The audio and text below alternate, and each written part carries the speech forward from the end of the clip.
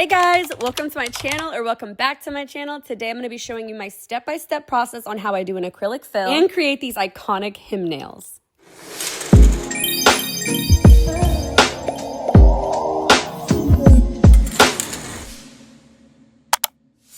Okay, so first things first, these nails are 3.5 weeks old, and look at how perfect they still are. I'm going to be sharing with you in this video how I get my acrylic retention to last so long. I'm going to start off with using the bye bit. When I tell you that this bit literally removes this gel like butter. It is so important to have a good bit to remove your gel. I even use this bit when I'm removing my gel from my gel manicures because it's so fine and I know how to use it properly on natural nails. Next, we're going to be going in with my Da Bomb cuticle bit. It's because this bit is literally the bomb. All of these bits are part of my Y2K bit kit collection. We also sell them individually. They are a collab with Erica's ATA. I'm just going in with this bit and removing some of her cuticle from the nail plate, and also removing some of that gel that was stuck on her like fill line right there. Now I'm going in with my 6mm cuticle nippers. I know that every state has different laws with clipping the skin around the nail. I live in Florida, so this is allowed, and I highly don't recommend doing this unless you know exactly what you're doing, but I have mastered this and I absolutely love nipping cuticles and prepping. Now we're taking my skinny mandrel bit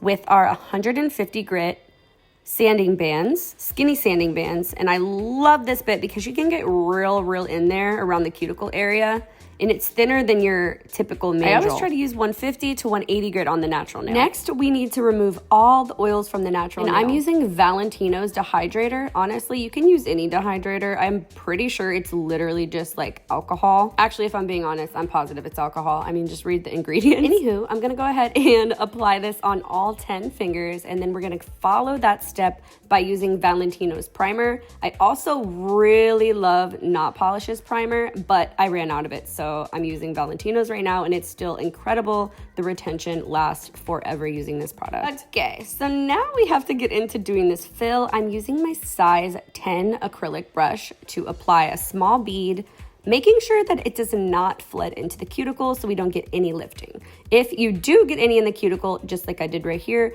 you simply take your brush and just clean it up, making sure there is nothing on the skin or outside of the nail bed. But we're not done yet. Every single time I do her fills, we also want to add some more structure to the nail because we've drilled down.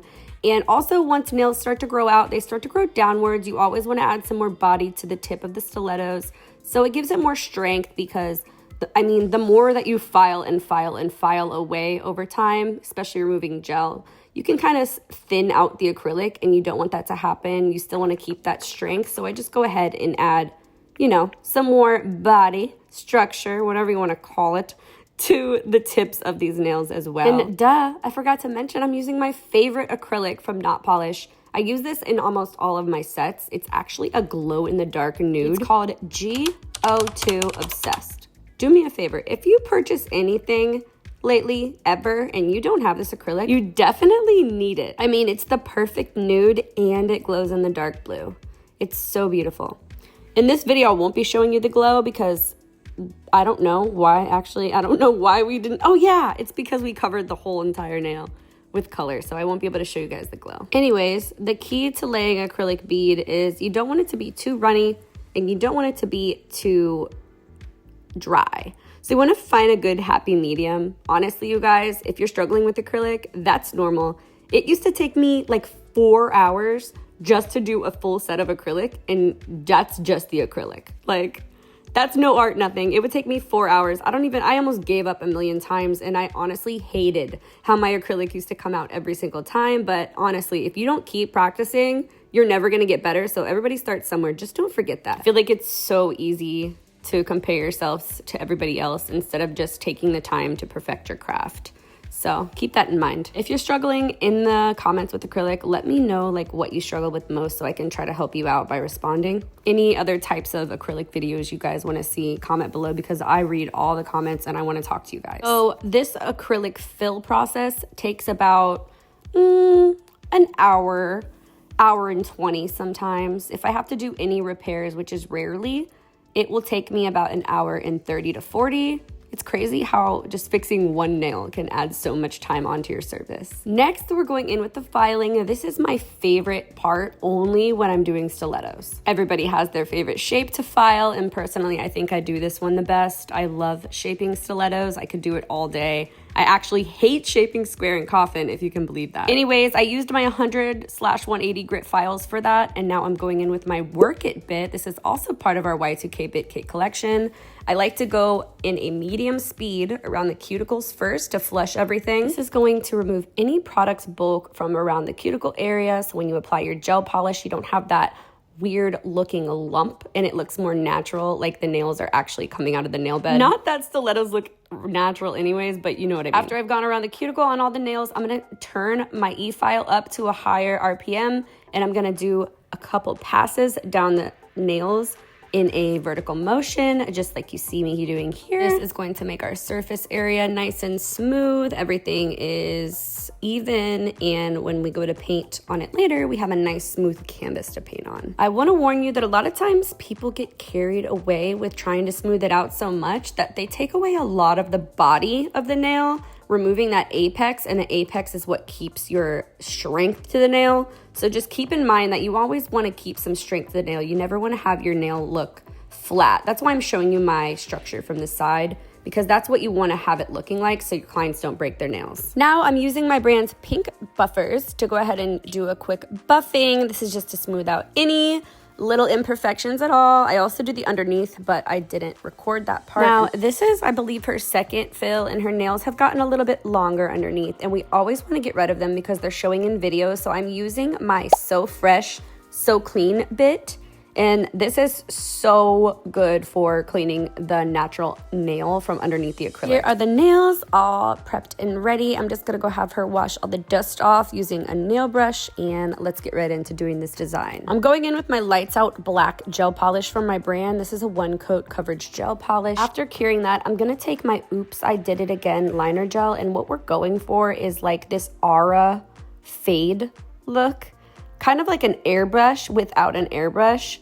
Let me just tell you, this was very time consuming because it was my first time trying to figure out how to do this red airbrush looking design on a black nail. But the key is just using this really pigmented red liner gel and going in layers. So I did this about 3 times and curing in between each layer.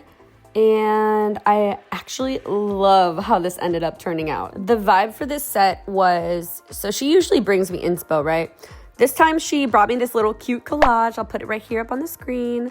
We're doing some like devil inspired nails, so we decided to throw him into the mix from Powerpuff Girls. To be honest, y'all, I have no idea what this character was growing up. He was like a lobster that wore high heels and had this creepy voice. But all in all, he's a vibe. So we're gonna paint 2 different versions of him on her nails. The liner brush I'm using is from my brand. This is called the 9mm Dream liner brush. It's one of my favorites that we have. My favorite brush bundle from our site is the Top 4 bundle. It's my go-to brushes lately. Also, this one you see me using right here is the 5mm liner brush. I'm also using molten metal chrome liner to outline around the characters, and now I'm going in with the shade Jell-O shot to create this like heart with a dagger through it kind of design. As always, you guys, everything I'm using is from my brand. I'll link everything I use in the description below because I know it's a lot to take all in. Another product to note that's really amazing is our black liner gel. I've used that a lot in this video, and then our black shading gel. I used a lot of that on this nail here. Anyways, Powerpuff Girls was one of my favorite cartoons growing up. I always loved doing anything Powerpuff Girls. If you guys haven't already, check out my previous video that I did.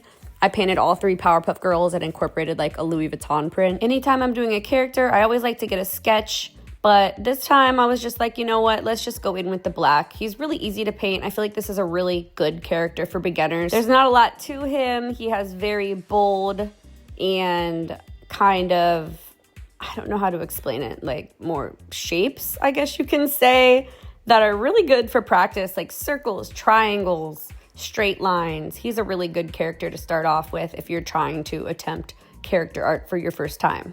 Like I said, we are using the molten metal liner gel to outline these characters. I love how the border looked on these. And now we're gonna go ahead and do some inspo from Holly the Good Nails. I'll pop her IG up on the screen. She's known for her super trendy, like bold metal designs, and I absolutely love her work. And I knew right away when Teresa brought me the inspo picture that the middle hand was hers and all the ones surrounding it were just like recreations. So I decided to put my own twist on it, and I love how these came out. Teresa actually brought me these charms, so I'm not sure where they're from, but I am guessing they're from Amazon. And just to note, I am using Jenny's Secret Bling Gel.